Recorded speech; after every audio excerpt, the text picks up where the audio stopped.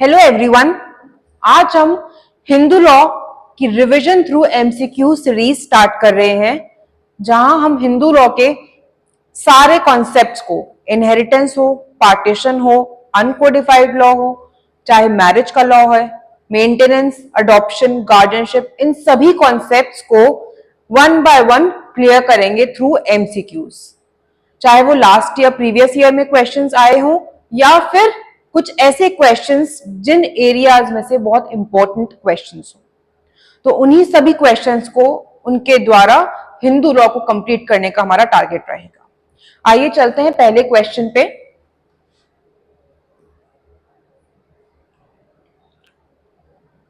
Law relating to marriages amongst Hindus has been codified under law relating to marriages. With respect to marriage, इन चारों options में से कौन सा ऐसा ऑप्शन है जिसके ऊपर ये क्वेश्चन सीधा और सीधा आंसर है? पहला, Hindu marriage act 1955, Hindu adoption and maintenance act, child marriage restraint act which is also known as Sharda act, या ऑल ऑफ द अबव। इस वीडियो को पॉज करके आप अपना आंसर जरूर बताइएगा। हम चलते हैं आंसर पे। इस क्वेश्चन का आंसर है law relating to marriages among Hindus has been codified under Hindu Marriage Act 1955. Has been codified under Hindu Marriage Act 1955. Next.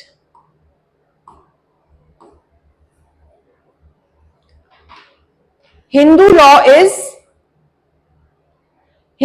is a civil law, personal law, constitutional law और criminal law. इन चारों options में से Hindu law क्या है? क्या ये personal law है, civil law है, कॉन्स्टिट्यूशनल लॉ है या फिर क्रिमिनल लॉ है? तो आंसर है इसका, Hindu law is a personal law. Personal law है according to the religion of the person. ये डिपेंड करता है और उन्हीं लोगों पे अप्लाई करता है जो section 2 of Hindu marriage act के हिसाब से हिंदूज की डेफिनेशन में अप्लाई करते हैं।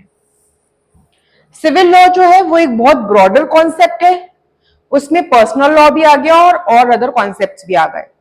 आपका कॉन्स्टिट्यूशनल लॉ जो है वो उस तरीके से गवर्न करता है, पर्सन के फंडामेंटल राइट्स और ड्यूटीज से रिलेटेड गवर्न करता है।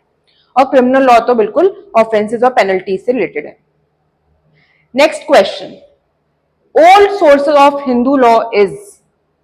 Old source of Hindu law क्या है? अगर हम सोर्सेस की बात करें तो कुछ ट्रेडिशनल सोर्सेज हैं, कुछ मॉडर्न सोर्सेज हैं। आंसर क्या है इसका? Old source of Hindu law कौन सा है? Customs, digest and commentaries, smritis, shrutis या ऑल ऑफ द अबव? इस क्वेश्चन का आंसर है ऑल ऑफ द अबव। तो ट्रेडिशनल सोर्सेज में क्या क्या आ गया? Customs, shrutis, smritis and commentaries and digest. ये सारे ट्रेडिशनल या ओल्ड सोर्सेज हैं। श्रुतिज का मतलब क्या हो गया? जैसे including the Vedas, considered divine revelations. Smritis का मतलब जैसे कि मनुस्मृति हो गई, which are systematized rules for conduct. Customs क्या हो गए? लॉन्ग स्टैंडिंग लोकल प्रैक्टिसेस जो यूनिफॉर्मली लोग एक्सेप्ट करके चल रहे हैं और जिनका एज एन असेंस यूज होता है। Digest and commentaries, digest and commentaries एक तरीके से स्कॉलरली एक्सप्लेनेशंस हैं जो स्कॉलर्स, ऑथर्स लिखते हैं, अपना इंटरप्रिटेशन बताते हैं रिगार्डिंग पर्टिकुलर श्रुति और स्मृतिज। तो ये चारों old source of Hindu law है। Next question, the Hindu marriage act 1955 is not applicable to. अब ये ध्यान रखिएगा, जहां पर भी नॉट एप्लीकेबल आते हैं या नॉट या निगेशन वाले वर्ड्स आते हैं, वो क्वेश्चन अपने आप में इंपॉर्टेंट हो जाते हैं। तो यहां follower of Brahmo Samaj, a person who is Sikh by religion, any person who is a convert to the Hindu religion और the members of any scheduled tribe. तो हिंदू मैरिज एक्ट के सेक्शन 2 के अंदर हम जब देखते हैं, सेक्शन 2 सब क्लॉज 1 में लिखा हुआ है कि किन किन पर्सन पर ये एप्लीकेबल होता है। तो उसमें फॉलोअर ऑफ ब्रह्मो समाज भी आता है, person who is Sikh by religion भी आता है, any person who is a convert to the Hindu religion, conversion भी एज अ ग्राउंड है, but the members of any scheduled tribe is not included, या फिर उसके ऊपर हिंदू मैरिज एक्ट एप्लीकेबल नहीं होता as per section 2 sub clause 2। तो correct answer क्या है इस क्वेश्चन का? The members of any scheduled tribe. Scheduled tribe के पर्संस पर जब तक हिंदू लॉ एप्लीकेबल नहीं होगा, जब तक सेंट्रल गवर्नमेंट ने उन्हें पर्टिकुलरली नोटिफाई नहीं कर दिया हो कॉन्स्टिट्यूशन के अंदर कि ये ऐसे शेड्यूल्ड ट्राइब्स है जिनके ऊपर ये एक्ट एप्लीकेबल होगा, उनके ऊपर उनके पर्सनल लॉज, उनके पर्सनल कस्टम्स ही एप्लीकेबल होते हैं। तो जैसे सेक्शन 2 सब क्लॉज 2 में बता रखा है, नॉट ऑब्स्टैंटिक लॉज से बता रखा है कि शेड्यूल्ड ट्राइब के जो भी मेंबर्स हैं, जब तक उनको आर्टिकल 366 सब क्लॉज 25 की लिस्ट में सेंट्रल गवर्नमेंट इंक्लूड नहीं कर देती बाय नोटिफिकेशन, तब तक उनके ऊपर हिंदू लॉ एप्लीकेबल नहीं होता है। और बाकी के जितने भी पर्संस हैं सेक्शन 2 सब क्लॉज 1 के अकॉर्डिंग उन सब पर हिंदू लॉ एप्लीकेबल होता है, चाहे वो ब्रह्मो, प्रार्थना या आर्य समाज के मेंबर्स हो, या फिर वो हिंदू बाय बुद्धिस्ट, जैन या सिख हो, या फिर वो कन्वर्ट या रिकन्वर्ट हो। Next question, who among the following is the author of the famous work Mitakshara? अब ये क्वेश्चन भी कई बार आ जाता है पेपर में, मिताक्षरा जो है वो क्या है और किसने लिखी है? मिताक्षरा एक कमेंट्री है जिसे किसने लिखा है? विजनेश्वरा ने। विजनेश्वरा ने मिताक्षरा को लिखा है और ये डिपेंड करता है, देखिए आंसर है Vijnaneshwara. Mitakshara is a celebrated commentary on the Yajnavalkya Smriti. Yajnavalkya Smriti जैसे मनुस्मृति है उसी तरीके से एक और स्मृति का नाम है यज्ञवल्क्य स्मृति, उसके ऊपर डिपेंड करता है। और ये लिखा किसने गया है? विजनेश्वरा ने लिखा है ये। नेक्स्ट क्वेश्चन, जिमुतवाहना जो है is known for his work. Jimutavahana जो है उन्होंने कौन सी कमेंट्री लिखी है? निर्णया सिंधु, दया भागा, दया तत्व या फिर दत्तक मीमांसा? तो करेक्ट आंसर है इसका दया भागा। जिमुतवाहना ने दया भागा लिखी है। मिताक्षरा किसने लिखी है?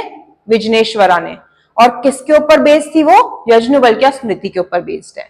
और दया भागा किसने लिखी है? जिमुतवाहना ने लिखी है।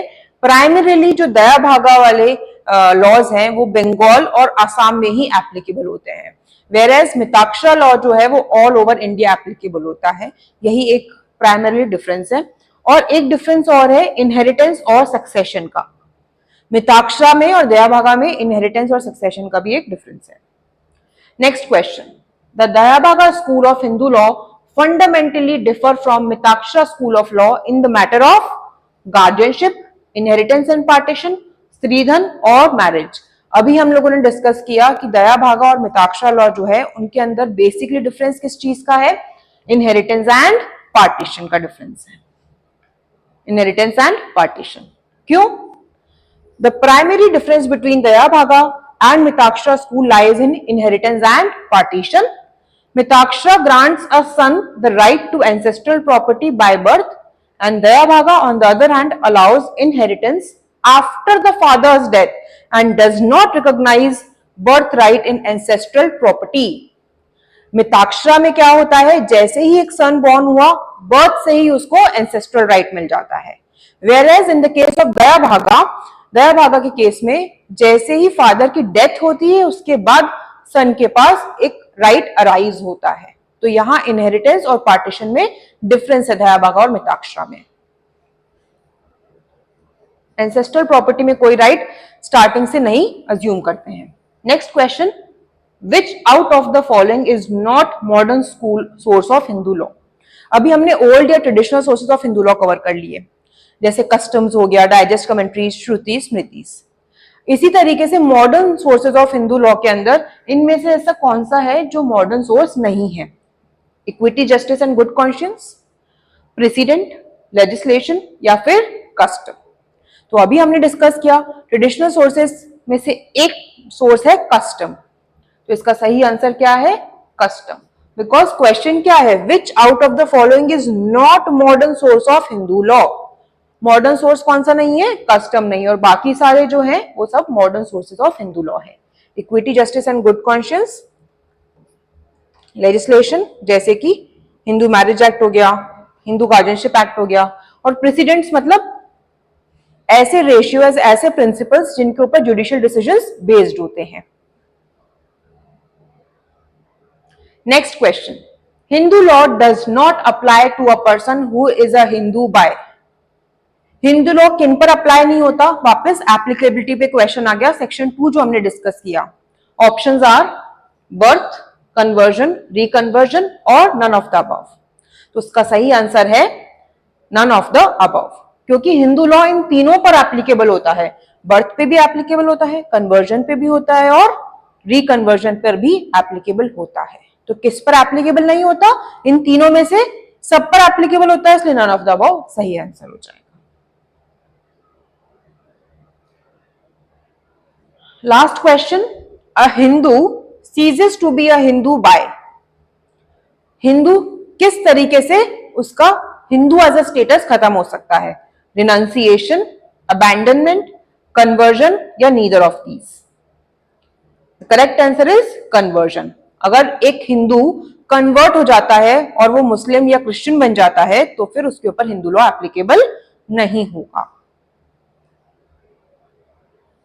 A person ceases to be a Hindu if they convert to another religion such as Islam, Christianity or any other non-Hindu faith.